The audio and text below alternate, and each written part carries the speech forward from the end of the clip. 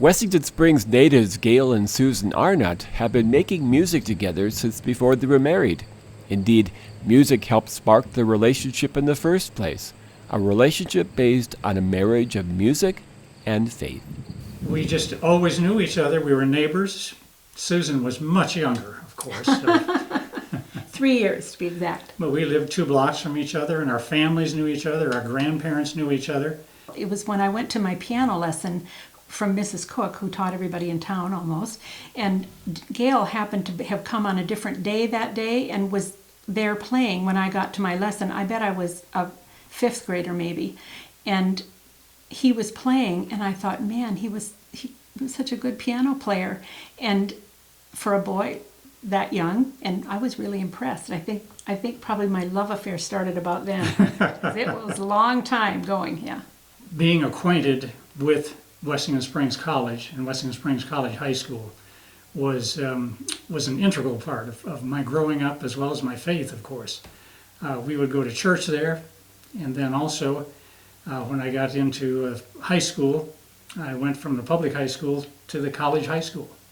So I spent 4 years there, and again involved in all kinds of musical activities, mostly choir and quartet, but also other musical groups, from the Messiah to Madrigal.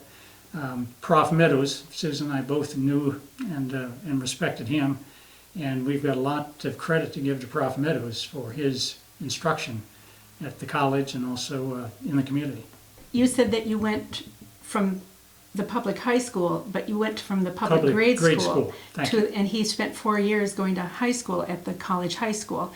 I went to the public high school, but I always had my eye on that college community because my parents were friends with a lot of the faculty people and just very involved with the college. My dad was the college physician, and so I knew a lot about the college, and it was huge as a cultural value in this town.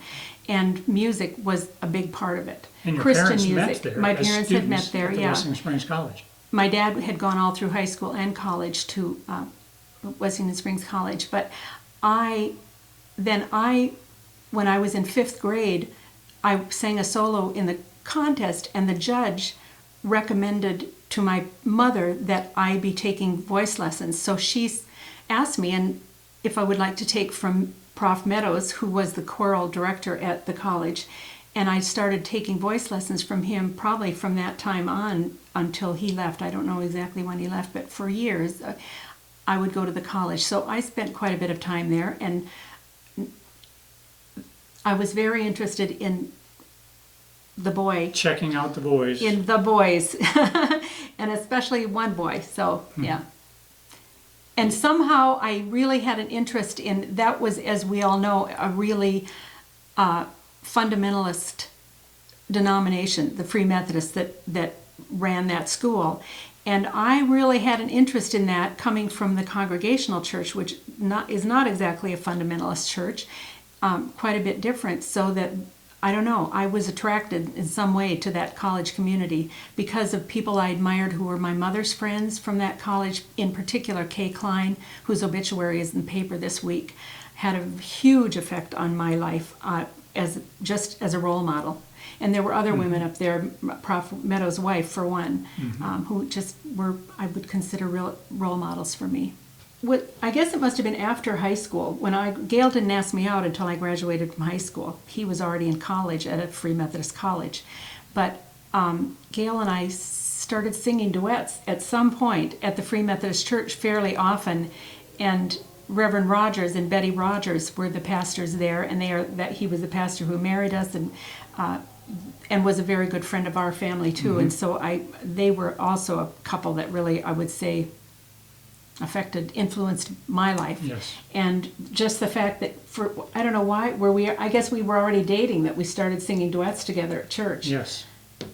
And Reverend Rogers was instrumental in my faith journey. I heard him every Sunday morning, and then also he would come to the chapel to speak. And so he was an integral part of my relationship. When we got married, Gail was in the Air Force, and right away we were in the chapel community on bases Well, not necessarily. We went to a Free Methodist church in Rapid City for 2 years. Well, that was our first assignment. And from then on, you know, some couples would drop away, and it was kind of tempting for us. Why we're in California now, and we might not go to church every Sunday, but we were singers. And where were you going to sing? So I think singing brought me to church when maybe I didn't have a real deep faith yet, but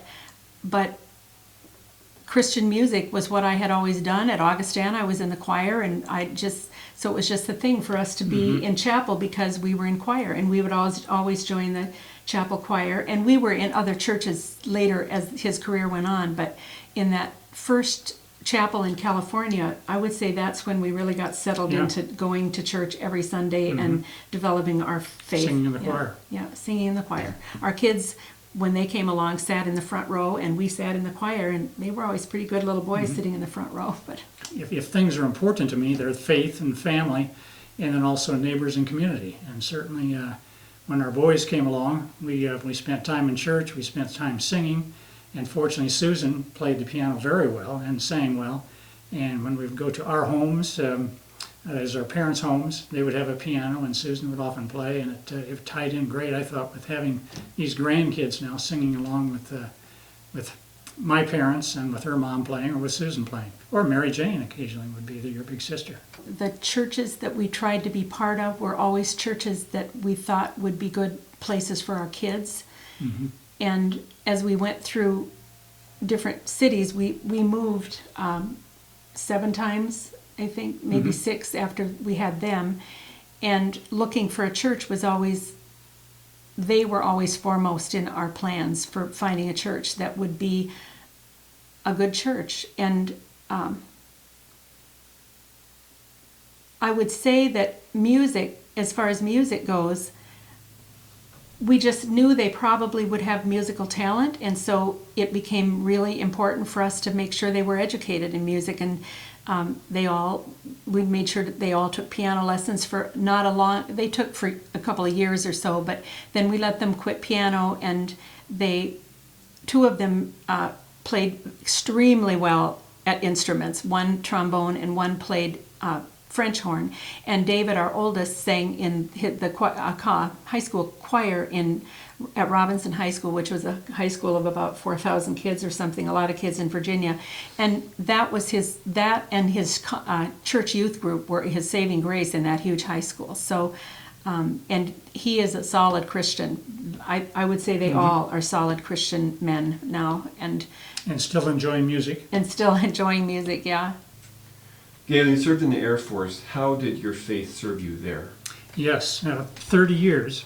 And I went in 1969 during the Vietnam War. So there was a lot of emotion, a lot of activity of college-age kids protesting the war. And certainly that was a big emotional impact on any of us who happened to be 18, or in my case 22 or 23 when you got out of college. And my faith fit in at every place we went.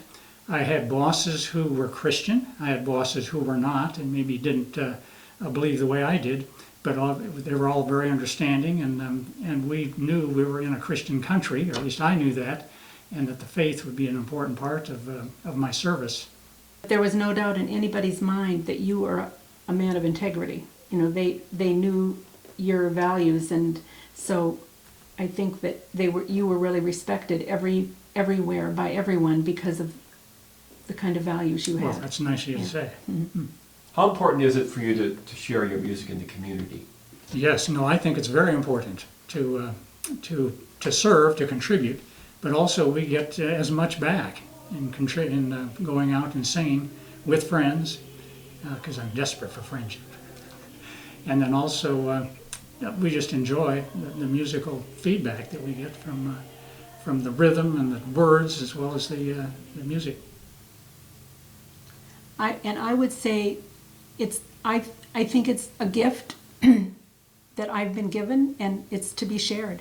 And I think of it as a gem in my pocket that I have that other people don't have. Lots of people wish they did, and here I am. Somehow I have been given this, and I think it's for me to use. And in my case, I've used it all over at all of our places that we've lived, and that's been an important thing for me to do. Plus, secondary to that, I think, is that if you don't use it, you lose it. And so I think we need to keep singing. I'm 70 years old now, and I'm still singing, which maybe I shouldn't be. There might be a window when I need to stop. I thought it was 60. Oh, that's right. Yeah. But singing at funerals, for example, and you know this too, Pastor John, that singing at funerals and weddings, as well as community things, are very important and often emotional times. And we benefit, as well as I hope others do, from... I hope it helps them. Yes. We had a late miscarriage, which was really a stillbirth, and while I was pregnant with that, it was called a fetal demise, and we lost that baby.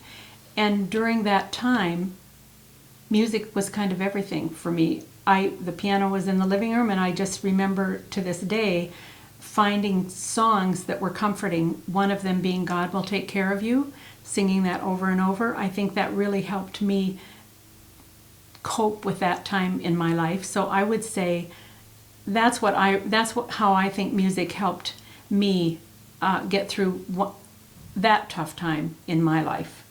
As an introvert, I would handle stressful times by running, going out for a jog, and certainly singing or thoughts of songs would sometimes come to me, and you can dwell on those. One that comes to mind is "Wonderful the matchless grace of Jesus." It has just wonderful words as well as a good, again, rhythm and tune that goes with that song. Really, I wonder if it hadn't been for music in our young marriage, if we'd gotten right into church as much as we did. No. I don't know, because it really brought us into the church pretty firmly at that early stage. And then I think my faith is a lot deeper than it was when I was a girl or even in college. And I think that when my faith began to grow, here I had in my mind all that scripture, because my mother had me singing the Beatitudes, for instance. I knew all of them by heart. I knew so many things by heart. I knew the 23rd Psalm. I knew all this scripture because it was already in my mind, so that when I began my Christian faith and I started studying the Bible, and I just already had some things that were deep in my soul from childhood, and that I didn't really think about them being there. But I do think that music brought us into the church pretty much when we were a young couple Yes, I'd together. agree with that. And I married Gail because he was a solid Christian. Oh, And a musician. And a musician. and you were in love. I was crazy about it, yeah. But we used to sing in the car a lot when we were traveling. We would sing love, like "Let Me Call You Sweetheart," or Yeah. penny a kiss, a penny a hug. We're gonna stick money in a big brown jug. I can't remember the words. But we sang these songs, and who else would I have been able to sing with if I'd married somebody else?